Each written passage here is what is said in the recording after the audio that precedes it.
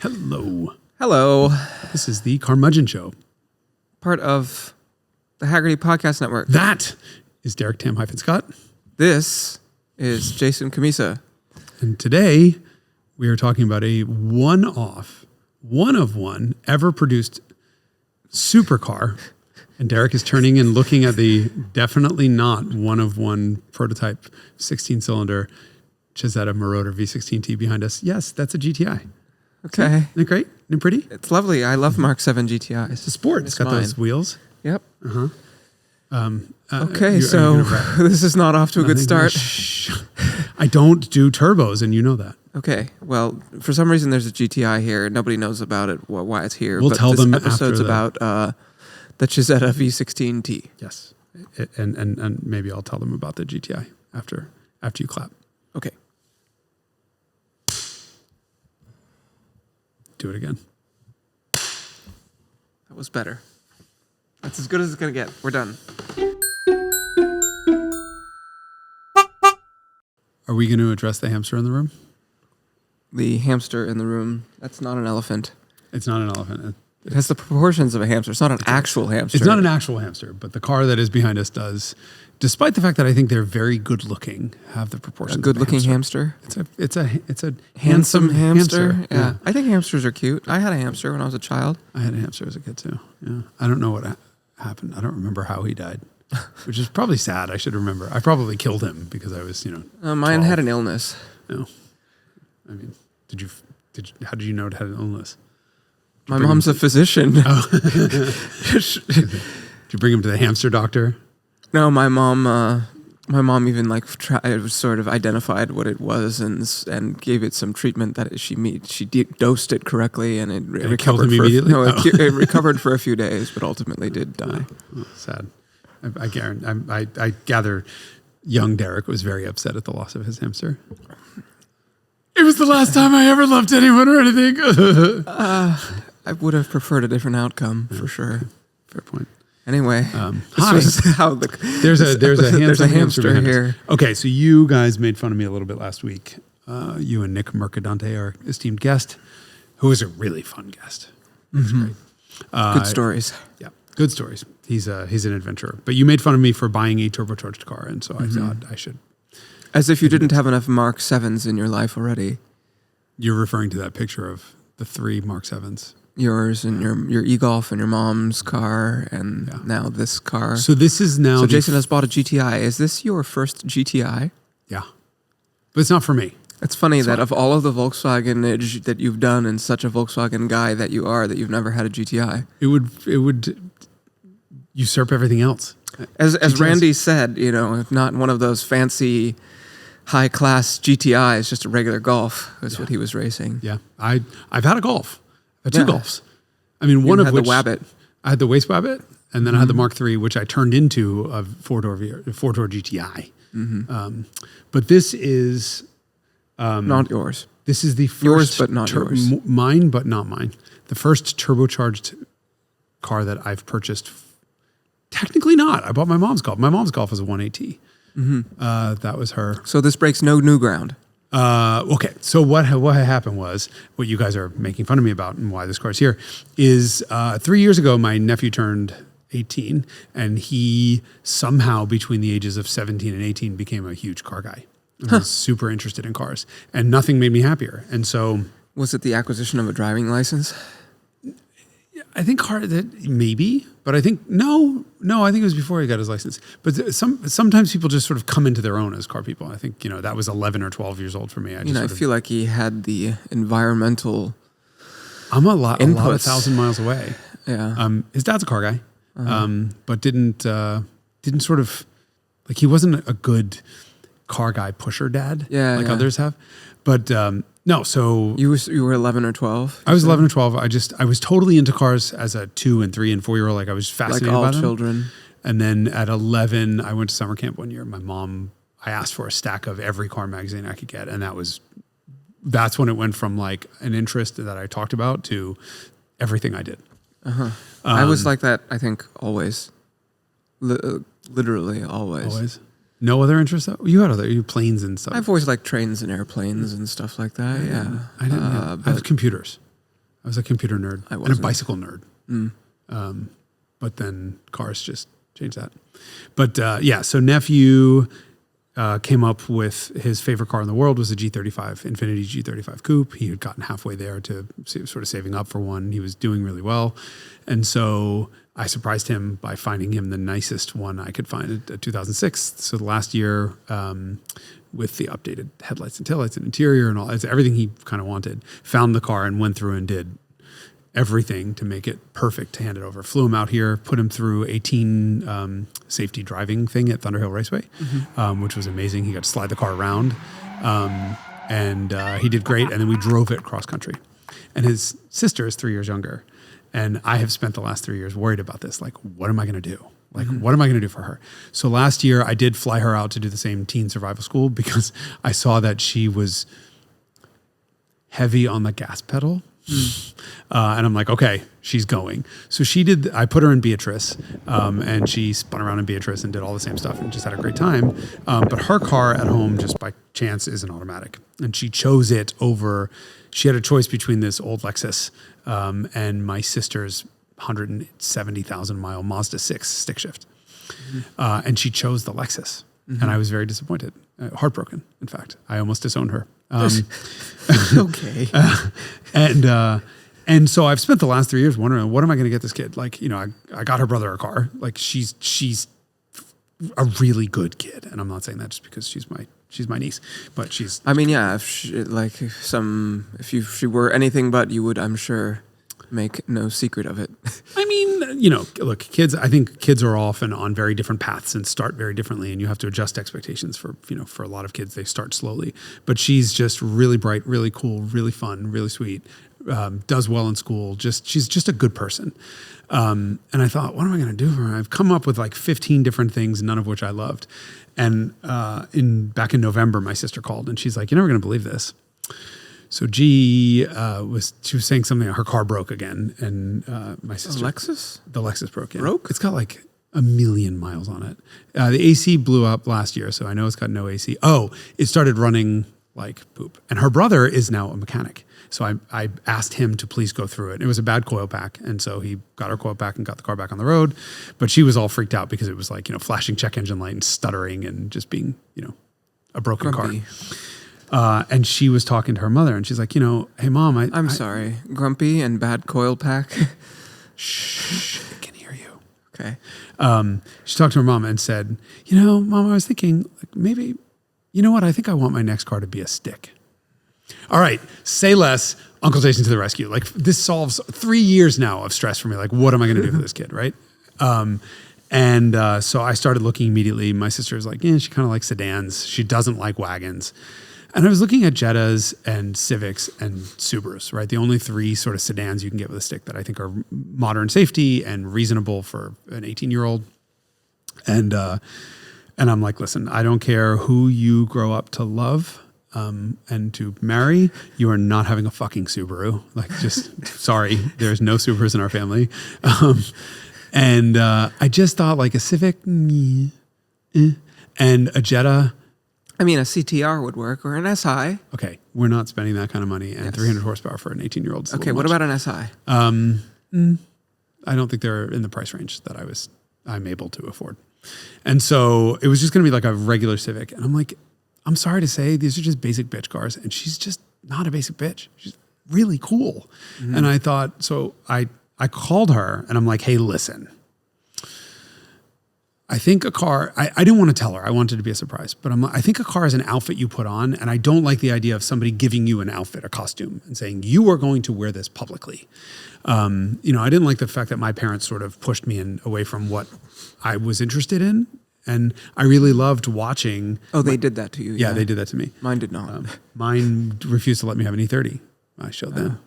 Mine, I got an E28. Yeah, so I wound up with a Corolla. Because I had to have something new and safe and modern and wasn't going to break. Like, fuck all that. Well, I think my parents realized the mistake of their ways when I lemon lawed the fucking thing, right? I mean, and the powertrain fell out while the lemon law people were driving the car. Like, it was not reliable. But I really liked watching my nephew blossom when he got the car that he wanted. Like, he came into his own. And so I called her and I'm like, listen, imagine a world in which somebody wants you to have a car. Like, what do you think of what do you think of a GTI? And my sister had a picture of Anthony Esposito, work Anthony's. He's got a 2017 GTI Sport in gray. And she's like, oh, that's cool. I love the red accents. And then she saw the interior and she's like, I love the black and plaid cloth and whatever, blah, blah, blah. Well, I was on my way to drive a car. So I had found a 2017 GTI Sport, which I think is the best equipment level because it got you the really good headlights. It got you the diff and the big brakes with no other BS. And you could have heated cloth seats. This is the same thing that they did subsequently with the Rabbit edition in 2019. Exactly. Yep. And so, no sunroof. No sunroof. I mean, I love a sunroof, but... No leather, no sunroof. Right. To me, the important thing is cloth seats and good headlights. Yeah. And so I found it and just bought it. And she hasn't seen it yet. I mean, she's seen pictures of it. It's a 70,000 mile car. I'll do some maintenance on it, and then we'll do critically, obviously, a manual. Oh yeah, that's no one in my family drives an automatic. End of story. So yeah, it turns out it's chipped. It's tuned by 034. Huh. And I knew that the second on the test drive, as soon as I floored it, and it fucking incinerated the front tires all the way up and on ramp. Yeah, my Mark 7 had the same. My God. I'm undoing it. So I hope she doesn't watch this. Sorry if you're watching this. I'm undoing it. I mean, you can redo it if you decide eventually that it's... If there's two reasons. It does seem to have an aftermarket clutch in it. Even though the seller had no record of anything and no recollection of anything. Yeah, I don't think he knew it was the original owner? He's second owner, but the chip, the 034... So Nick, who was here last week, ran the VIN and found the programming. And so it was the guy that I bought it from, his kid, who bought the 034. So I don't know if he bought it as a gift for his dad. And his dad, the guy just knew nothing about cars. He was just like, it's just a car. It's a how I 7-year-old car. Avoid walking when I have to go places. And so I don't know what the real story of the car is, whatever, but somebody at some point upgraded the clutch and his kid, the month he bought the car, chipped it. So I don't know if... Yeah, he said, if I do it soon enough, he won't notice. Yeah. Or maybe it was his car and he drove it for a while, chipped, and then, his dad... I mean, it's really night and day difference. Mine did not have a chip when I got it, and it did after I got it, and it's like very noticeable. It is. So it's got Bridgestones on the front and... oh, God, what is the name of these tires? It's a tire that I'd never heard of. Solene? No. What? It's... Mucho Macho. They're $54 a piece through a discount tire. Ling Long. No, it's Shengling or hold on, I'll think of it. Chun Li. I could hold on. Ling Long is in fact the OE Sailoon. Sailoon. It has Sailoon tires on the back, Bridgestones on the front, and it had in the rain driving it home, 5th gear wheel spin. And I don't mean like... Thanks, Bridgestone. A little bit. I mean incinerated the tires in 5th gear. And my immediate thought is, I'm not giving this 300 horsepower monster to an 18-year-old. Yeah. No way. So in you gotta put 4 S's. I have AS4s in the garage already. Great. So she'll have brand new, they're not mounted yet, all season 4s. I'll do a water pump on it because that's a known problem area. And she'll fly out next month and we're going to drive coast to coast the way we did with her brother. I can't wait. I mean, it is, I've never wanted kids in my life, but I knew that my sister did, and that was enough for me. And I've been so geographically far away from them for so long.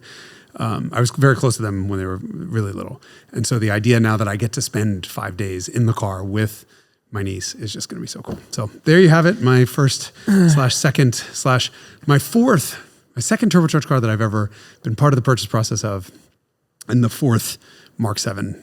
So I put my money where my Volkswagen-y mouth is, apparently. Whatever Volkswagen-y mouth is. But I mean, my mom's car we bought in 17. It's 40,000 miles on it. I just put a battery in it because it sat for 6 weeks in front of my house while she was traveling and helping out a friend who had surgery. And I get in it and the gauges went blank and it went and started. I'm like, okay. I keep telling my mom every time I hear it start in front of my house, every time she comes to visit, I'm like, your battery's getting weak one of these days. So I threw a battery in it. Car's done nothing, right? All of my friends have Mark 7s and they've all been reliable. You're going to make me buy another Mark 7. They're just so good. Yeah. But that thing is so stupid. That 034 programming, holy shit. Yeah. Yeah. I mean, I think the stock clutch is marginal for this for this level of power, for sure.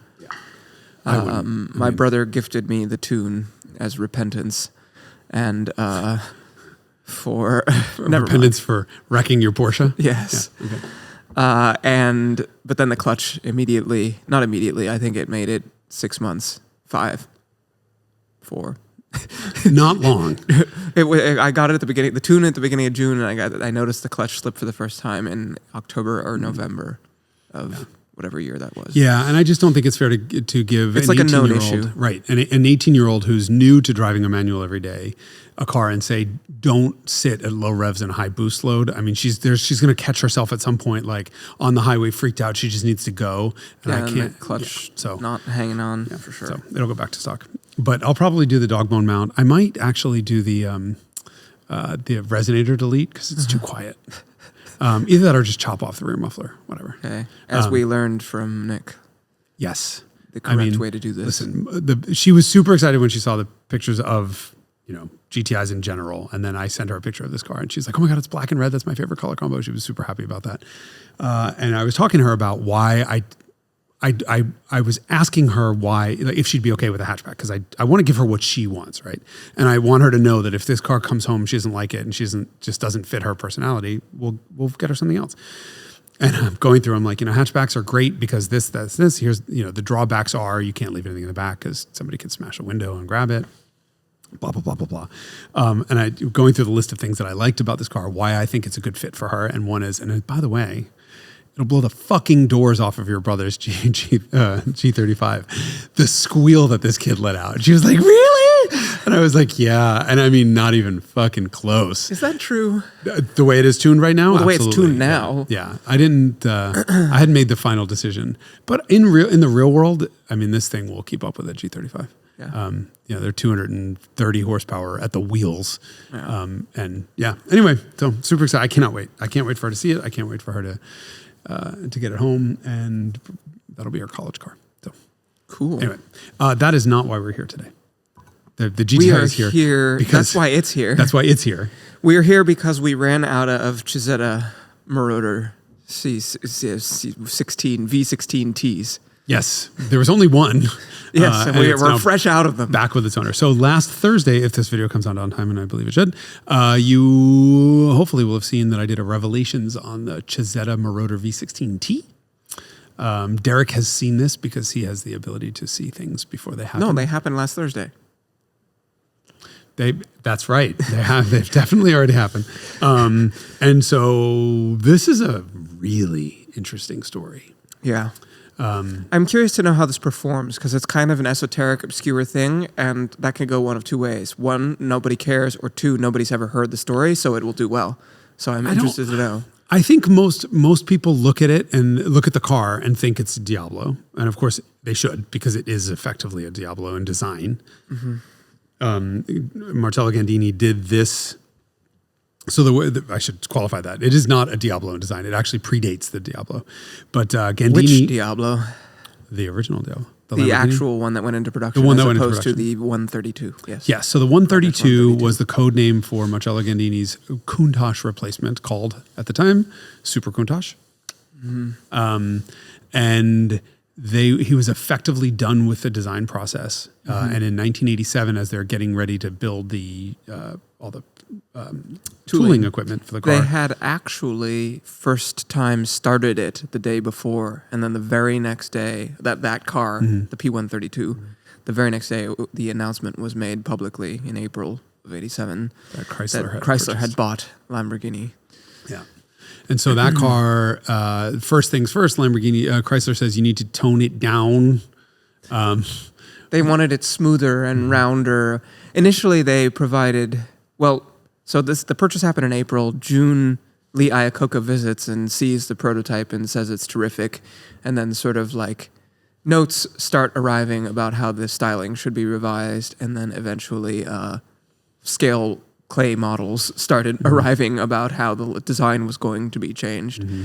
And Gandini did 2 subsequent redesigns of the original Diablo concept to result in the car that ended up going into production. Which is incredibly similar to the Cizeta and the P32. I mean, it was Yes, not the that. Project 132 looks like a Cizeta. I mean, he basically said, okay, I didn't get to make the thing I wanted to make, so I'm going to sell it to somebody else. Well, in fact, it didn't start out that way. So Cizeta is Italian for CZ. This is the brainchild of Claudio Zampolli.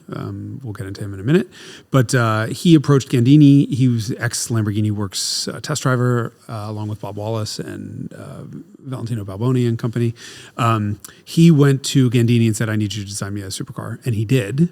Gandini did. But Zampolli didn't like it and then pushed back. And so what Gandini did instead was just show him P132. Because that was right at the time at which Chrysler had said no thanks, and he said, "Yep, that's it. It's perfect." Except that he worked, Claudio Zampolli worked together with Gandini to redesign the rear because he wanted to be even more aggressive. So wound up with taillights from the Alpine GTA. Yeah. But otherwise, I mean, from the side, you can barely tell the cars apart. Yeah, and the there's some plunging differences. belt line and the way that it goes down as it meets the windshield is like identical between those two cars. Yeah. So, most people just sort of, I think, look at that and think it's some weird Diablo. But I think the centerpiece of the whole thing is engine. Of course. So Claudio Zampolli, by way of backstory, worked for Lamborghini, then came to the U.S. to start a dealer and service network to sort of investigate that. In 1975, Lamborghini pulls out of the U.S. market because of emissions. And he stayed on as a consultant, occasionally working with Lamborghini to help them get cars through emissions as they were ramping back up to come back in the U.S. market in the 80s, but really focused his efforts on an Italian repair shop, like a supercar repair shop that he purchased. And it was originally, I think, mostly Alfa Romeos, but then became Ferrari, Lamborghini, and everyone else. And really made a name for himself. I mean, he serviced all the cars for celebrities. So he worked with Stallone, he worked with Sammy Hagar, he worked with... in Italy, they call him Stallone. They call who? Sylvester Stallone. Because that's how it's pronounced in Italian. Anyway, How do you pronounce Sylvester in Italian? I think it's probably the same. They say that's a very difficult thing to say in Italian, isn't it? Signore. So they say Stallone, and that's easy to pronounce in Italian. Okay, well, Signore Stallone. And so he spends his life fixing Lamborghinis and decides he wants to make his own car. And starts this process, but he calls all of his old buddies at Lamborghini, basically, and this is From Lamborghini. Yes, they were mostly, I think they'd mostly left at that point, and sets out this idea to make a supercar that is more usable and more user friendly and more reliable and easier to work on and easier to service than all the Italian stuff. But he realizes very, very quickly that all of the engineering and building has to happen in Modena because that's where everyone is. Yeah, Motor Valley. Motor Valley. Together with, this is all right at about the same time as Bugatti is resurrected with the EB110. And it's all the same players. Yes. So he contracts Tecnostile, which was an engineering Consultancy firm. Yeah. run by a guy named Olivero Pedrazzi. And Pedrazzi had done work for Lamborghini. He did the Urraco P300 V8. He'd done a bunch of things. And Tecnostile worked for both Ferrari and Lamborghini, doing just random engineering stuff. And so that's who wound up engineering the Cizeta. And so Pedrazzi built the engine. And there's been decades Designed and built the engine. Decades of discussion about what the hell this engine really is. I would say not just discussion, but misinformation. Yeah. So this was a really tough one to research because there exists nothing. There's one book on it by a guy named Brian Wiklem. And Brian and I met last year at Pebble Beach, just standing around looking at a V16T that was coming up for auction, and it was just being pushed in for auction. And we started talking about it, and turns out he's the guy that wrote the book. So he wrote a book on this car that never really got fully published because Claudio tried to sue him, and we'll get to that side of Claudio. So he and I sort of became friendly, and he offered to help with the research. And man, I would have never been able to do this video without him. As it was, I typically do about a week of research for Revelations. And then I mean 12 hours a day, like a lot. Read 3, 4, 5 books. This one was simple, so I thought it's going to be one book. But as it turns out, even he hadn't found all the information. I found a bunch of stuff that contradicted all the stuff that Claudio. So he wrote the book together with Claudio, the guy who made the car. And there's just a bunch of bullshit in there. There's no other way of saying it. There's a bunch of things that Claudio said because he wanted it to appear a certain way. But the one rabbit hole that I went down and researched for weeks was where this engine came from. And so I started just looking at every high-res picture I could get of it. And so the bore and stroke are identical to the P300 Urraco V8. And that is a flat plane crankshaft, Burbley V8. Crossplane. I'm sorry, cross-plane crankshaft, Burbley V8. 3 liters, but don't remember the bore and stroke. But when I talked to the mechanic from Canepa, Bruce Canepa shop, who resurrected this car, he said to me, Jason, everything from the head gasket up is 100% Ferrari 308, period. Like it is 2 Ferrari V8s. And I kept saying to him, but the crank is, he's like, it doesn't matter what the crank is. The heads are Ferrari.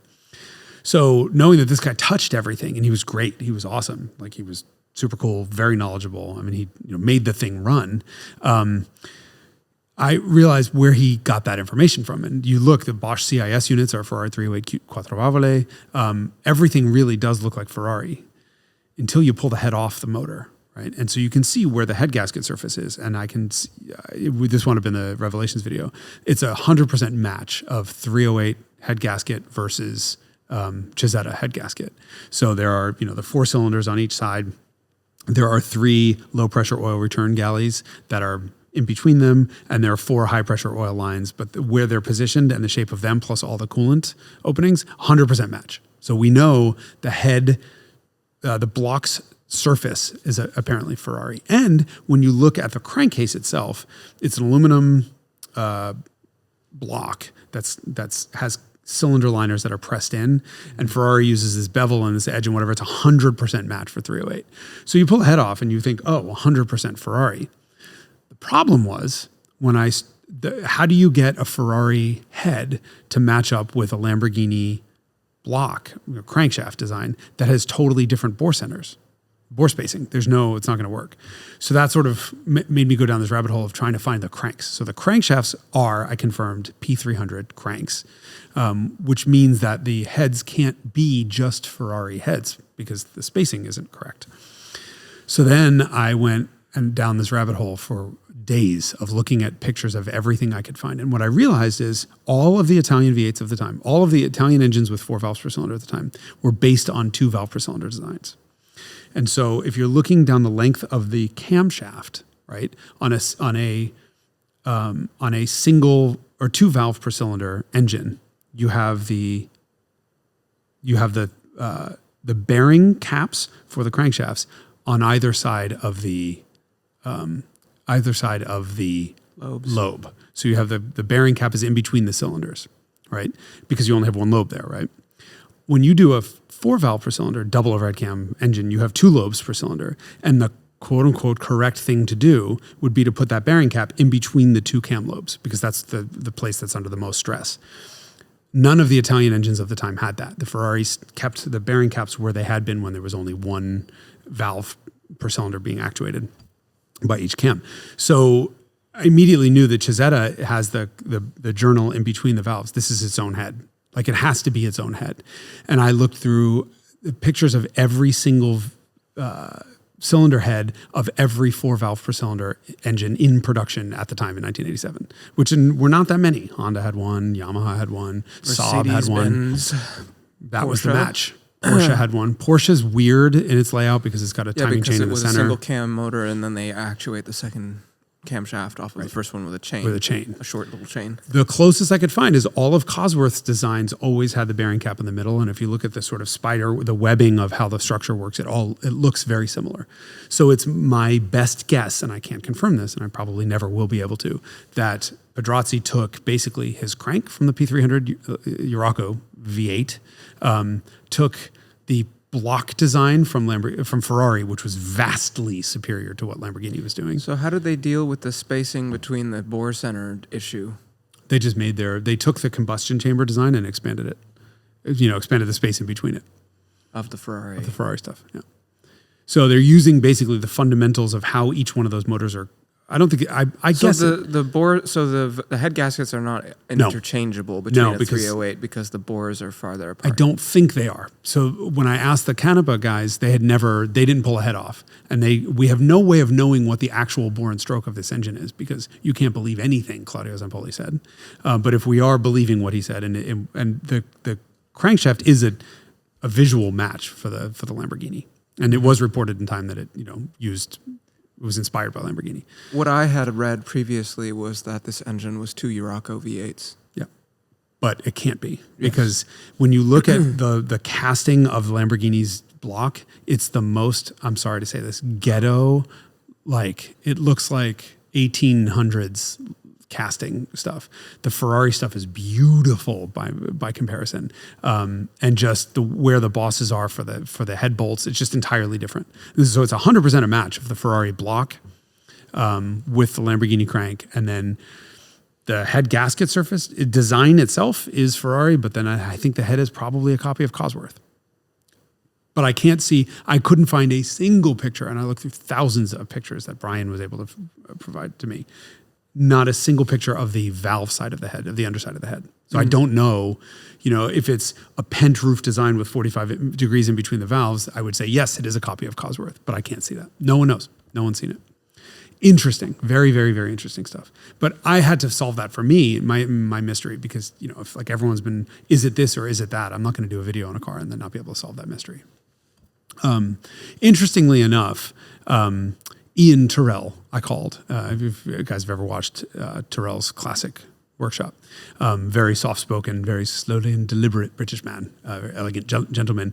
He was called by Claudio's daughters after Claudio passed away to come and inspect what he had there to help get rid of this warehouse full of parts. I don't think they realized what they'd stumbled on, but they stumbled on an engine that was on an engine stand in the middle of being built, and it was a final engine that was being put together, and there are 2 flat plane crankshafts for it. So clearly Claudio Zampolli was building a double flat plane crank V16. The minder was there as a mechanic who had worked for him who didn't seem to really know too much in the way of detail or didn't want to talk about it. Said, oh yeah, one of these engines is on a dyno in Michigan somewhere being tuned right now. And missed the forest for the trees. They're tuning it because the firing order is completely different because it's a flat plane crank. Like that's I can't wait to hear that. Hopefully somebody buys that, makes it run, and it'd be amazing. But so the engine is 2 flat plane crankshafts. And if you think the way they did it was the new engine, the old one. The old one is 2 cross plane. God, I keep doing this. Sorry, 2 cross plane crankshafts, but they're not in line with each other. They're opposite each other, but one is turned 180 degrees around. Right, because we've left out the part where the power takeoff's in the middle. Right. Problem there is, crankshaft length yeah. is the concern. I mean, this is what happened with inline 8s in the 1930s in some Alfa Romeo applications. Long crankshaft when you have an 8-cylinder inline, which is about comparable to a V16. Mm-hmm. Yeah. So they did the takeoff in the middle. Yeah. So the problem is, imagine the crankshaft being a big long shaft, which is what it is, and the cylinder the piston that is furthest away from that is going to be almost 3.5 feet away. And in the case of this car, it's more than 3 feet away from it. And you're putting a sudden twisting force on that one side when that combustion event happens on that furthest cylinder. And so now that the crankshaft has to absorb that huge torsional load. And then there's a negative load on it when it's compressing. So there's positive and negative, positive, negative. And that torsional load will excite the crankshaft and break it. Same reason why BMW went to a V8 after the S54 engine straight 6 and the E46 M3, because they couldn't get the crankshaft to be strong enough to support any more beyond. Well, they couldn't go any more stroke because they were at the limit for piston speed, and they couldn't go any more length, and they were at the limit for bore. So they were done. They had to go to V8. So what he did was the crankshafts are ass to ass, basically. It's got 2 timing chains that run off of that, and the 2 sets of timing chains, I guess. And then there's a bevel gear that pulls the power off the center and goes straight back. And so the T in V16T, the name of this car, is transverse. Or the shape that it makes if you're looking at it from above, because the engine's transverse, and then it's just a ZF dog-like 5-speed. So it's longitudinal? The engine is... The transaxle is longitudinal. Mm-hmm. Yeah, pretty wild. So this is the opposite of the McLaren F1 arrangement in which the engine is longitudinal and the transaxle's transverse. Yes, that's true.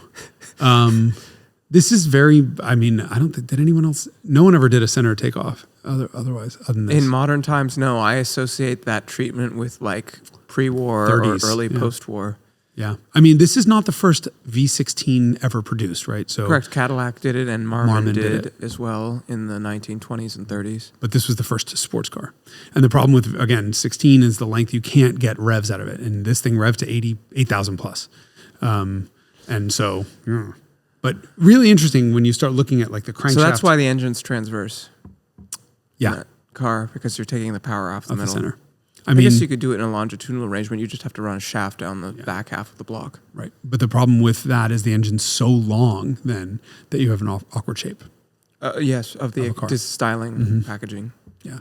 Yeah, but to do a transverse V16 and think that packaging is also not it awkward. Worked. This is the joke. This is the interesting part about having a car designed by a mechanic, right? Everything is accessible. Yeah, but it's just wide. Yeah, it's hugely wide. Nobody else did a transverse V12 after the Miura, let alone a 16. Like, it's just... The wild thing is it has a viscous fan on either side.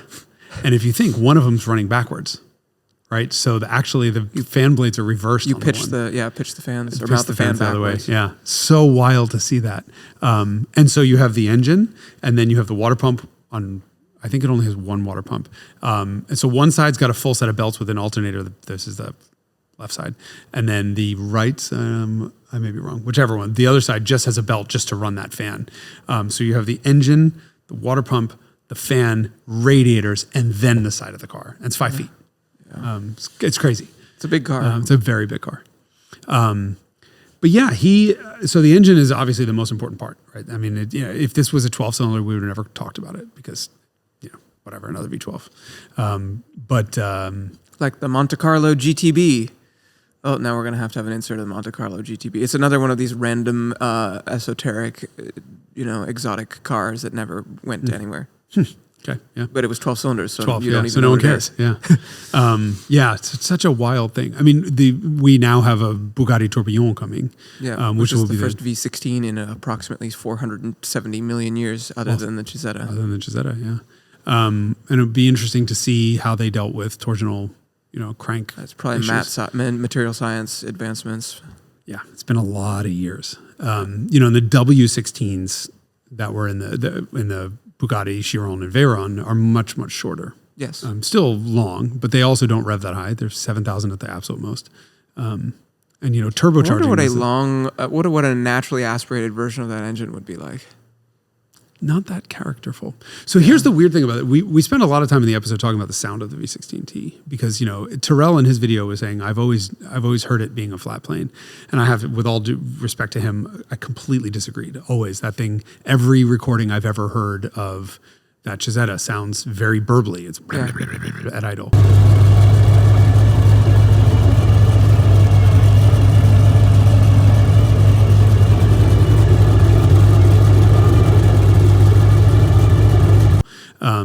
And it's just revving so fast that what you're hearing are two 8,000 RPM crossplane cranks, V8s, and confirmed. I actually went and spent 2 hours tracing every one of the spark plug wires from the distributor to just verify absolutely that that's a crossplane crank in this car. Because this is the car that we had is the prototype. It's the only one ever made with Bosch CIS. The 9 later cars all had different Magneto Morelli. Actually, it was Morelli Weber fuel injection on them. So I just wanted to make sure this thing was actually running a crossplane crank. Here's something I couldn't go into the video. So I'm talking to the guy from Canepa, and he, again, super cool guy. Like we spent hours on the phone just shooting the shit. And so Giorgio Moroder. So Moroder is the guy who did all of Donna Summer's stuff. He's just known to the many king of as, disco. Yes, although I would say he's the king of chapter 2 of disco because he did all the electronic stuff that I don't particularly care for myself. Yeah, Donna Summer is the queen of disco. Yes, but he did, absolutely legend in the music world for introducing electronica to. Yeah, music. he's more of the father of electronic music. Yeah, that's how I would That's how I would say it. But Moroder he bankrolled basically the project. He was a customer of Claudio's, and then bankrolled this whole project and whatever. And they wound up having a falling out, and he walked away with this prototype. And so it was his car up until it sold at auction 2 years ago, I think 3 years ago, something like that. And as part of the process, Giorgio Moroder called Jay Leno and asked Jay, like, hey, I need to get this V16T running to sell it. Who do you recommend? And he said, just send it to Cannabis Shop. And so they approached it with, the car they were told it never ran properly. What do we do? And so this mechanic, I wish I didn't have a chance to get his permission to use his name, so I apologize for all the vagary here. But he was like, yeah, I'm a race mechanic, so I just dug into it from start to finish. Like, where is everything? How is everything triggered? Blah, blah, blah, blah, blah. And the first thing he did was replace all of the fuel distributors, both fuel distributors and all of the injectors, right off the bat. That's what you do with CIS. And then replace distributors and cap and rotor and all the stuff, like just got all the basics right and started it. And it started right up and ran like shit. And it wasn't running right. He couldn't figure out exactly what was going on, and takes a heat gun and realized 2 of the cylinders are totally dead, not firing at all, and 2 are barely firing. He's like, oh, well, that's weird. So he it's V12.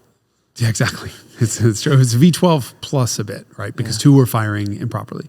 So he went through this like long process of redoing all of his work. Turns out he had a bad plug lead that he finally found. He had a bunch of other stuff, but couldn't get these 4 cylinders running properly. And then, so what he wound up eventually finding out was each group of 4 cylinder, there are 4, right? So each bank, let's call it each V8, has 2 distributors and 2 coils. Each one of those coils, I think it's wasted spark, so I think they fire twice. The trigger, there are 2 triggers on each one of those end of the cranks for that V8. One of the triggers was bad, and when he pulled it apart, it was bad from the factory. So whoever made that trigger back in the 1980s reversed the polarity of the 2 wires on it. So that coil never fired at the right time. It would fire at the wrong time and weakly, enough for 2 of those cylinders to occasionally light off and 2 to never light off. And he's like, this is crazy. How did this car run? But he couldn't figure it out. And he was like, how did that cylinder? He looked down in the cylinders with a scope, and the 2 that never fired, you could see writing on them. They had never fired in their entire life. Ever. And he's like, but how did the cylinder walls not get washed down? This is like, typically if you don't fire, your fuel is getting sprayed in there. Right. Fuel is a cleaner. It's like spraying Windex. It'll wash the oil off, and then you'll get scoring. Yep. But the cylinder bores look perfect. So he went back to the box and pulled out the 2 injectors. The old injectors. Pulled them apart. And CIS injectors are basically like hairspray nozzles. They have no electronics on them at all. So it's just a flared hard fuel line that goes in and screws in. And when he opened it up, ball bearings fell out. So somebody had put a ball bearing in to plug the fuel lines to those 2 cylinders to make sure they never fired. To prevent damaging the bores. And then I've seen receipts back into the 90s from Moroder that showed trying to get the car through smog, and it had outrageously high hydrocarbons. Well, 2 cylinders not firing at all wouldn't do anything, but 2 firing poorly would. Yeah. So there is some evidence this car never ran on 16 cylinders, which is nuts. Prior to Canepa firing it up. And I asked, did you put it on a dyno? And they're like, no, it was out of scope. We just wanted to get it running. It ran perfectly for them, and that was it. That's so cool. I quoted a lot. There's a car magazine comparo between it and a 40, a 959, and a Countach. And it sounds like it almost won, but for a bunch of things. And including being down on two and change half cylinders. Yeah. Pretty wild. Wow. Pretty wild stuff. Okay, so how was it to drive? Harrowing. Scared to death. Because of the value and irreplaceability of it, or because of its intrinsic characteristics? Also, yes. So what I will say, first of all, for whatever reason, had no driver's seatbelt. I don't feel comfortable driving any car without a seatbelt, especially one on a road like we were on. So the road that we filmed that segment on is very narrow, very steep, very twisty, very bumpy. And a bit of a moment in a car like that would potentially be off a cliff or down into a ditch and fatal. And I was really scared. Plus you have a situation where first gear is 60 something miles an hour. So I'm in first a lot, just to try to keep the revs up to have a build, you know, between the corners. But I'm also not willing to go 70, 80, 90, 100 miles an hour between corners. It's typically slow stuff, but to get to run through the gears on a car like that, you're going to have to. Once you're in it, the pedals are offset, but not as offset as you'd think because the car's so wide that it didn't have to be. The clutch is, I think, the heaviest I've ever felt in my life, but actually is totally usable once you're used to the heft of it. The shifter was, first gear isn't where you think it is. Once you learn where it is, you're fine. But I definitely practiced a lot in here before I got out on the road because I knew if I had to make a 58-point U-turn at some point, I had to make sure that I'd be able to find first gear. And it's not, it's a dog leg, but it's not, if you go all the way to the left and down, there's no gear there. It's halfway in between. Oh, so that's probably the axis where reverse is. Yes, all the way over to the left is reverse. Yes, and so you halfway, have to not go past first gear because you'll end up in the detent. But there's no additional dent. So there's a detent to get from the H over into the dog leg, but not a second one to get over the thing. So you have to look around for first gear and make sure you don't overshoot it, and then you end up where reverse is. You end up in the axis in that axis where reverse is, and it just doesn't go. I mean, it doesn't grind or anything. It just doesn't go. There. But actually, it was really easy to drive. Like really easy to drive. No power steering. Doesn't need it. Pretty decent turning radius. Pretty good. That surprises me. Me too. Other than the long gearing, really fast. Like not by modern car standards at all, but just so much noise. And so like I'm pretty sure it's the bevel gears making these the power takeoff bevel gears, making these like crazy Miura-esque. noise. No. I'd say it's not as pleasant as the Miura's noises. So the Miura and for example, the 308, the Ferrari 308 has 3 dropped bevel gears. There's a sort of pleasant whirring. And woo! And you clutch in and it goes woo. Yeah. Woo. Yeah. And it sings and moves and changes. This thing has a lot of noise that at first I wasn't sure what the hell was happening. It has as a resonance that sounds like a GT350, like a Ford Mustang GT350R Chewbacca, but I couldn't tell whether exhaust? Don't know. I couldn't tell whether it was an intake, like the whole intake box, which is 5 feet wide, vibrating, or bevel gears moving around. But it makes some weird noises. Not music per se, but it's one of the most. Put it this way. It doesn't sound that loud on video. It doesn't sound like it would be that bad. And it's not that bad in the car. It's very, very talkative. But we did something we hadn't done for Revelations, which was, do this whole sequence where I'm revving the engine so we can really hear it because I wanted it. I thought it was important for everyone to hear it. So I wasn't going to do it on a cold engine. So we backed the car out into the lot outside and let it fully warm up. So I waited till I had like 180 Fahrenheit oil temp. I'm not going to abuse someone's car, especially something like this. And then we sort of pulled it back halfway in the thing and cheated the whole thing. And so it's sitting there in idle, and 1 or 2 people came by to look and see what this very loud sort of full thing. And then I started revving it for the camera, and the entire complex cleared out. I mean, there was a whole crowd of people around, and they all just came running. Like, what the hell is that? It doesn't seem loud in the way like a modern car does, where it's just hitting one frequency really loud. It's a wall of noise.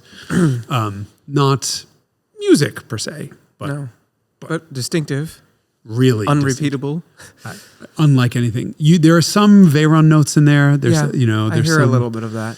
Yeah, just a cool thing, and spectacularly well built. This was the crazy thing. Like the interior is beautifully turned out.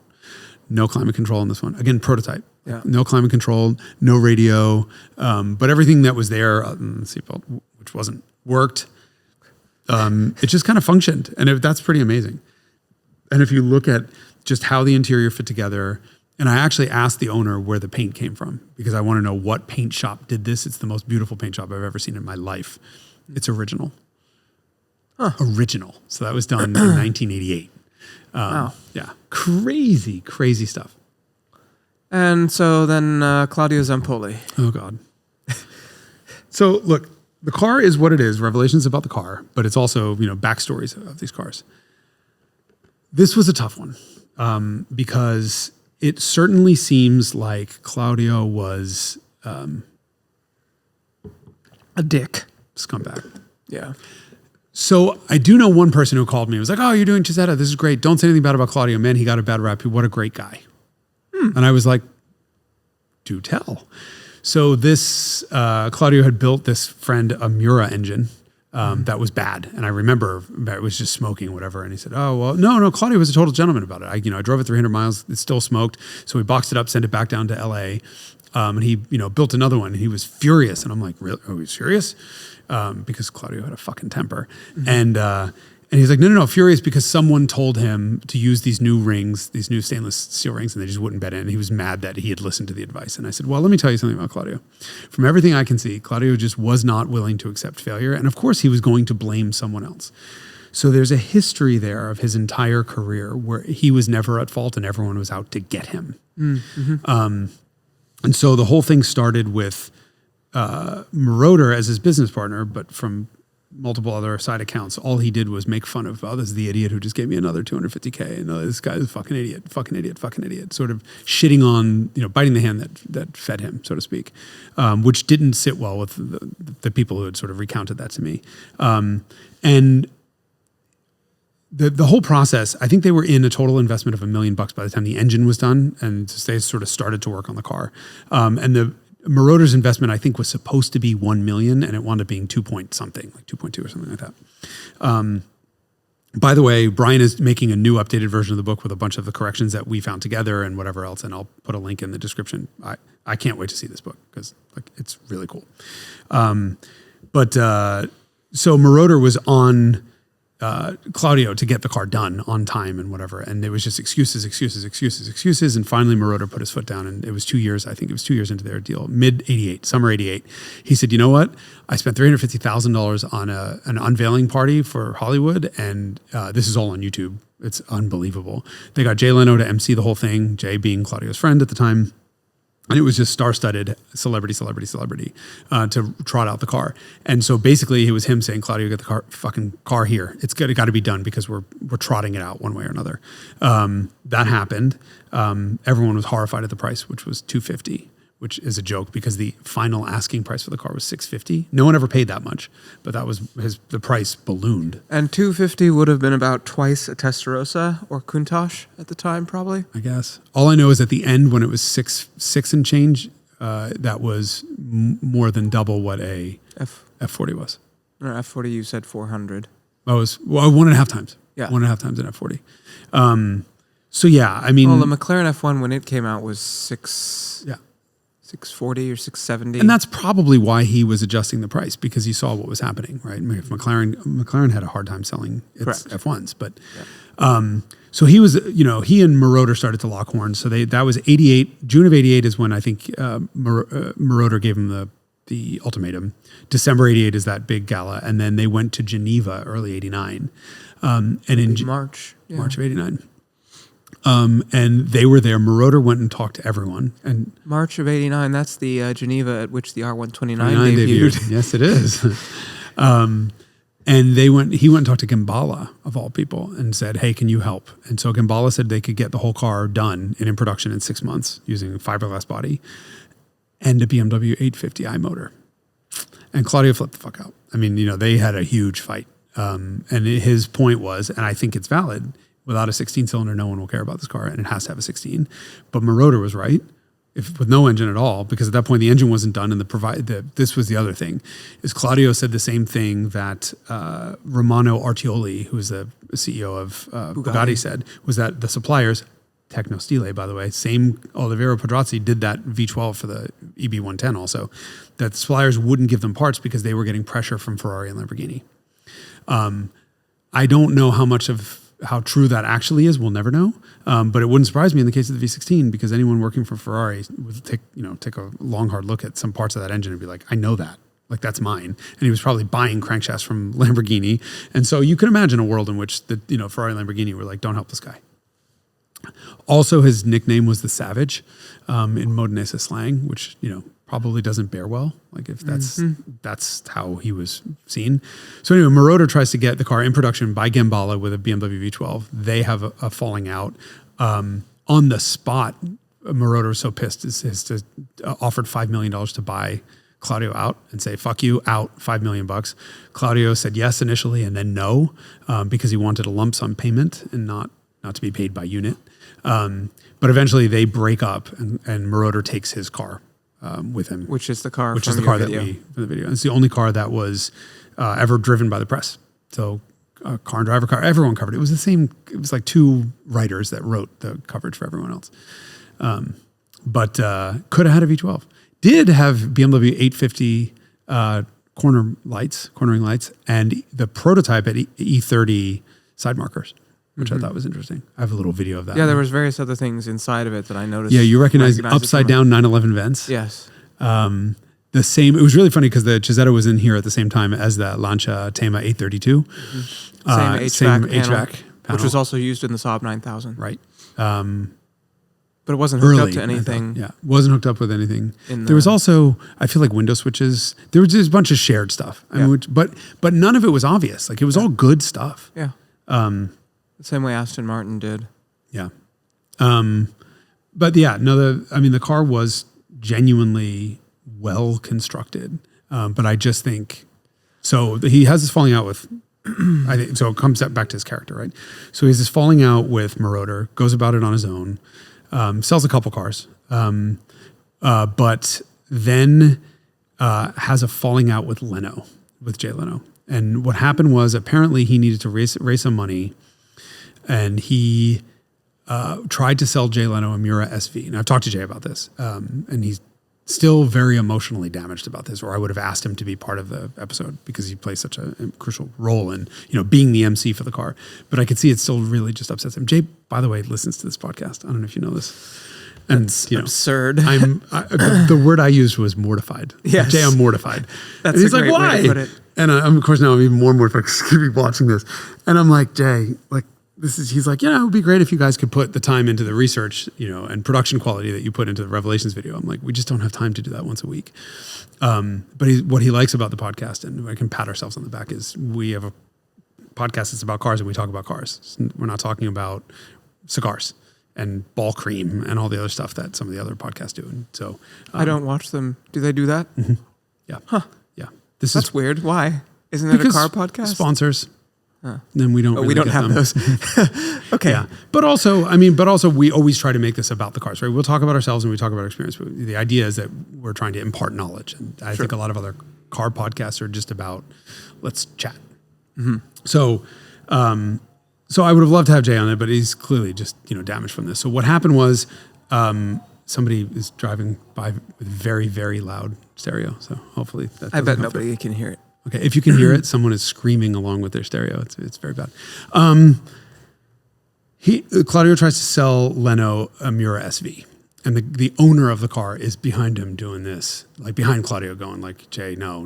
And turns out Claudio was trying to sell a Miura that he didn't own and didn't have the right to sell, and was going to take the money and do whatever he wanted with it. So what ensues then is a rift between the two of them that comes to a head at a car show somewhere in LA. But Claudio approached Jay with another guy, and Jay said to the other guy, like, hey, watch your wallet. If you're friends with him, he's going to come after your wallet next. Claudio got nasty. Jay got nasty. Jay was accused of saying some pretty spicy shit that I did not. Well, it sounds like he deserved it. I'm not going to make that judgment. However, Claudio then sues Leno for $150 fucking million. Nice. I don't even know how you could come up with a number that absurd, to the point where I had to, in the video, the Revelations video, do the Dr. Evil $150 million, because it was such a stupid number.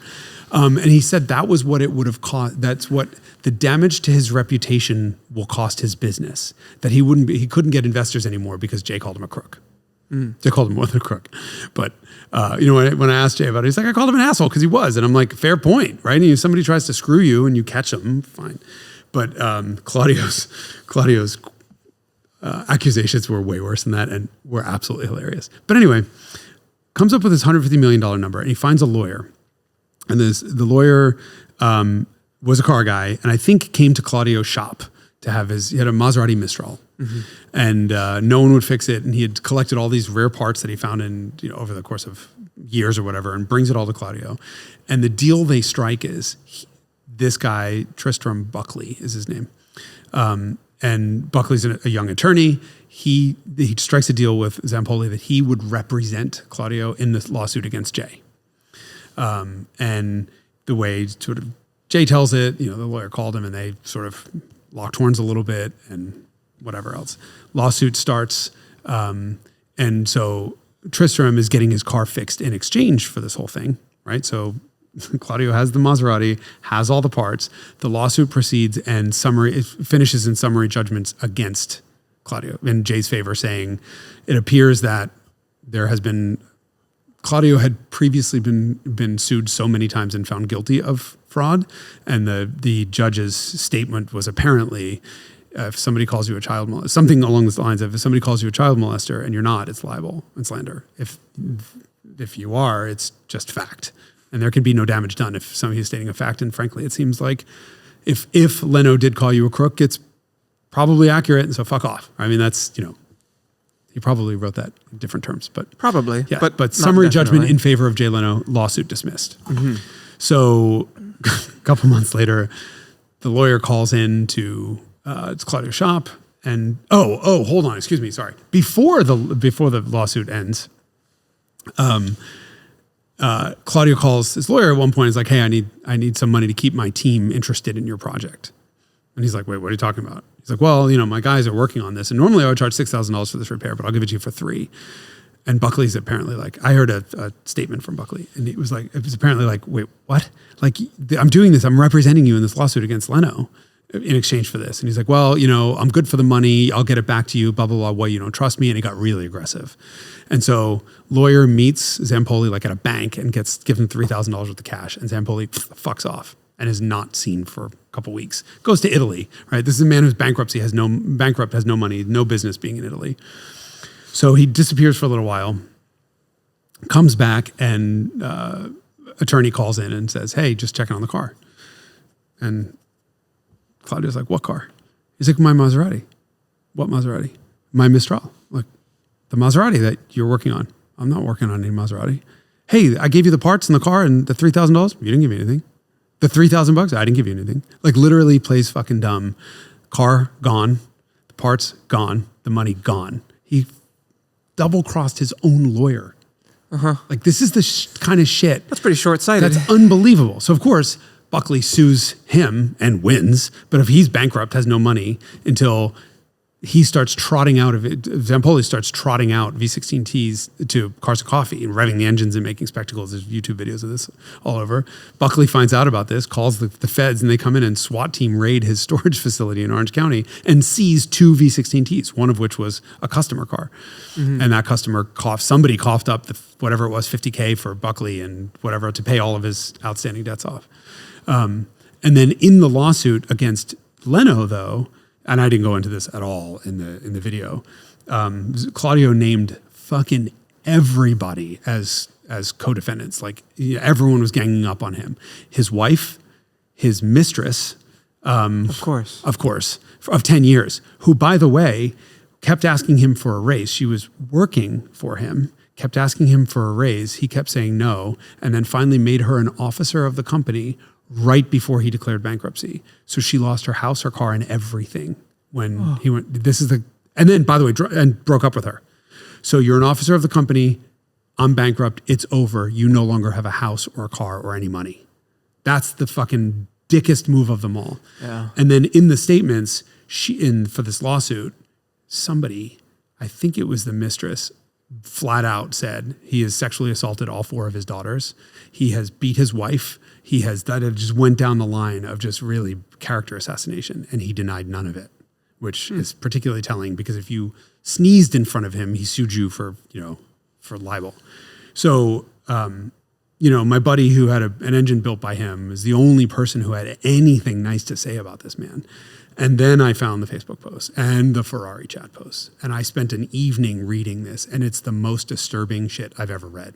I mean, his nicknames for everyone. Jay is the clown, like everyone, Valentino Balboni's the idiot. This one's a scoundrel. This is whatever. And it's just this fucking like stream of consciousness of paranoid delusional hate that was just so upsetting to read. And it's like, I have never, other than Jay Leno and I don't know who the fuck else, I've never had an enemy in my entire life. And then Buckley, the attorney's like, I'm your enemy. No one's ever sued me. I have. And somebody else is like, so have I. And somebody else is like, so have I.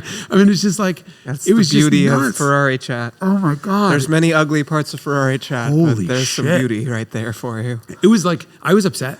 Like I was like physically upset reading all of this craziness. Zampolli died a couple years ago. I'm sure plenty of people said good riddance based on what you're recounting. I mean, the one thing I will say that I did put in the video is at the end of the day, everyone said great shit about the car and everyone said great shit about him as a mechanic. And even Leno to this day is like, if he would have just shut up with that stupid fucking lawsuit, Jade, this is not a direct quote, but sorry, Jay. If he would have just shut up and, he could have made far more money off of me fixing the cars because by everyone's account, he was the best mechanic around. Yeah. And from what I've heard from other Mura owners, for example, is no matter who touches your car, if you sent it to Claudio, it came back totally fixed, better. Yeah. So shame, but a shame that I don't understand how you could go through life making so many enemies that everyone sues you or you sue them. Like it's pretty sad. I've been advised that you cannot be sued for slander by a dead person. So hopefully I'm... Godspeed. Yeah. And basically everything I put in the video is just stuff that I found in court documents or whatever. Like if it wasn't, even... Yeah, that's the standard of care that you use for truthfulness. Trying to. Like I'm trying to, I have to think, like imagine, his family is still around.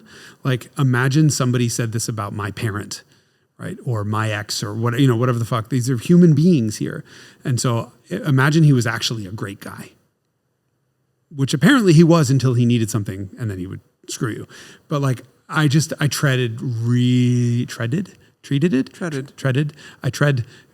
I wanted to tread very, very lightly and very carefully. So it was, the only things I really included are things that are corroborated by people who have never spoken to each other or legal documents.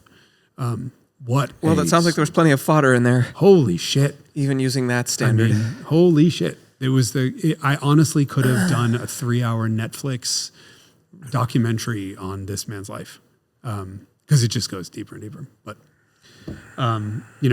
the first time I've ever done a character discussion as a Revelations, but the man's name, Cizeta, CZ, those are his initials.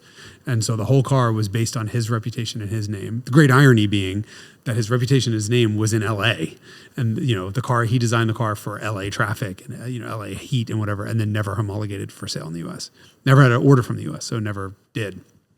So none of the cars were ever US legal and couldn't be bought by the people that he designed it for. It's a shame. It sounds like it was quite the car. It was Countach. It was Max Countach. Yeah, but sounds like it was actually good. Countach is not really good. Okay, so when I say Max, I mean, Countach taken to its logical extension. Make it good, make it, how does it handle? I don't know, right? I mean, I certainly wasn't going to push it that hard up the hill. Does it have normal tire sizes such that they could be replaced? Identical to, they were identical to F40. So that's, what is that, 235s in the front and 335? No, two bigger in the front. But I remember when I looked it up. 255s in the front, and 335s in the back. You'll know better than I will. The only real thing that was different was center lock wheels. Otherwise, everything was entirely conventional in that car. Nothing broke any new. I mean, the engine obviously was, but nothing. It was off the shelf. 40 and 288 used center lock wheels, so it had been. It certainly was done, use. Right? But other than that, I mean, just kind of looking at the way the whole car is constructed. Like you could work on that, no problem. Figuring out the firing order was a bitch and a half. So many spark plug leads. And because the distributors were from an engine that was a flat plane crank, each distributor on the Ferrari stuff powers one bank. So you have a distributor and then the 4 leads go to that bank. Right. Oh, this case you have to cross over. 2 go to each bank. So 2 go to one side, 2 go to the other side. Tracing those wires without breaking anything and without ripping anything out, whatever. I spent a lot of time just staring at that car. Like just staring at little things. Like, how the hell does this work? Genius design. Should have been 2 flat plane cranks. Because I can't even imagine what it would have sounded like. But clearly. I like the way it sounds. Oh, I like the way it sounds. But, Burbley V8 and flat plane. Yeah, sure. 2 flat planes. It would have sounded like a Formula 1 car. because now you're talking about the exhaust pulses of a 16,000 RPM flat plane V8, and that would have been a Formula One car. So, what a disappointing little cul-de-sac. I mean, that car. It shouldn't have ended up as a cul-de-sac. It shouldn't have. The car didn't it could deserve have been. The car didn't deserve it. Because it sounds like it's way better. I mean, I've interacted a bit with Lamborghinis, like Countach's, not that much. But all of the 80s, 90s Ferrari, Italian stuff, the supercar stuff, was kind of crap. It was just haphazardly welded. And he thought about things in different ways. So, for example, the whole thing was a space frame, but it has one tube down the center of the car that housed all of the coolant pipes and all the electrical and all of everything. It was so very tidy. And then the way Ferrari and the way all the other Italian space frames were built is they would take a piece of tube, cut it, and weld it all together, and then, weld on all brackets and shit like that. And so you wound up with a bunch of detritus inside the tubes. So they cut everything outside, made sure the tubes were empty. And then before anything was ever put together, all of the tabs and all of the mounting points and all the brackets, everything was welded on beforehand. So you had a really, really gorgeously well-built, well-constructed stuff with no metal scraps on the inside of tubes. And things were weatherproof properly. I mean, sounds like it was just really, really well done. I struggled with I don't want to make a negative revelations. I don't want to make this is a bad car. Thank God. I mean, the car sounds like it's great. The story of Claudio wasn't quite as nice as I expected, but at least the car itself blew my mind. I mean, you compare that to an EB110. Yeah. That EB110. Yeah, I don't even think a Countach is a tenth as bad as an EB110. I think that might have been the worst constructed car we've ever had in the studio. It was bad. Nothing fit. I mean, it was just a hand-built, cobbled together from, 100 feet away. It looks fine, but now I see why they command the relatively low prices that they do. They're 7 figures. They're 7 figures, but it's Bugatti. It should be 8 figures. And I think if it was constructed like this Cizeta was, they would be double-digit millions. I mean, a bespoke 3.5 liter V12. I don't remember. Ask me 100. I mean, 959s, they made 272. No, I don't think they made 315. That's a lot. I don't think they made anywhere close to that many EB110s. And even 288 GTOs, they made 272 of. That's where that number came from. And the best one of those in the world is 6 or 7 million. And what McLaren F1s, they made 60 something? 64 road cars, another 30 something race cars. I would love to. I've not spent time I've never driven an F1. I would love to see the difference in how these things are constructed. But there is a letter, I've seen it, it's in the book actually, from Gordon Murray congratulating Claudio on the quality of the construction of the prototype, which is fucking saying something. It's Gordon really Murray. Is. Yeah, I mean, it's the car is stunningly well built. Not without its faults, obviously, but this is, now a 40-something-year-old prototype it's the nicest pearl white I've ever seen in my life. Cool story. Yeah. Cool car. Wish it was in the background, but we didn't, It was in the background when we had Randy here. Yeah. Yeah. For no reason other than it was here. Yep. And now it's not. It's back with its owner. Or it's back, I think it's at the Peterson. Who is not its owner. Who is not its owner. And did not ask the owner for permission to do the video on it that they published. See that look on your face? That was my look too. Huh.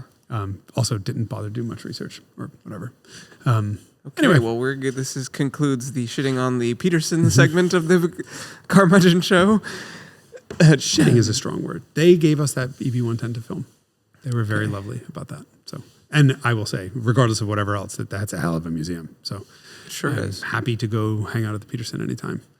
As am I. Everyone should go who is interested in cars. Even those who are not. They probably have good culture. Food in the cafeteria or something. It's a form of culture for sure. Okay, well that concludes this episode of the Carmudgeon Show. Unless you have something you would like to add. I could have done a 3-hour documentary. There's so much more, but the only thing I really should say is a huge thank you to everyone involved in that, because it is, especially the owner, it's a big lift to get a prototype car and to have permission to just go drive it. Yes, he's a great guy. He's very cool. Leno was amazingly helpful in giving me some information, but mostly Brian. So I'll throw a link to the book. It's Cizeta-V16T.com, I think is the That website. URL was available?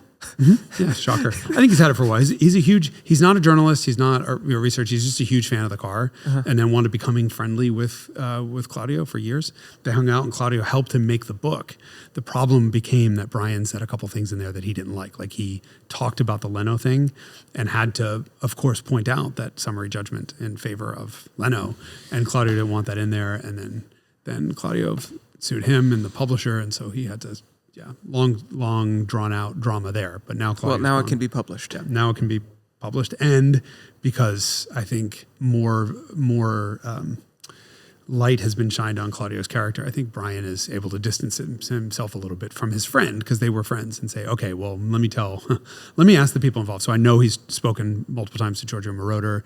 He's sort of spoken to everyone involved in the process to try to suss out what really happened.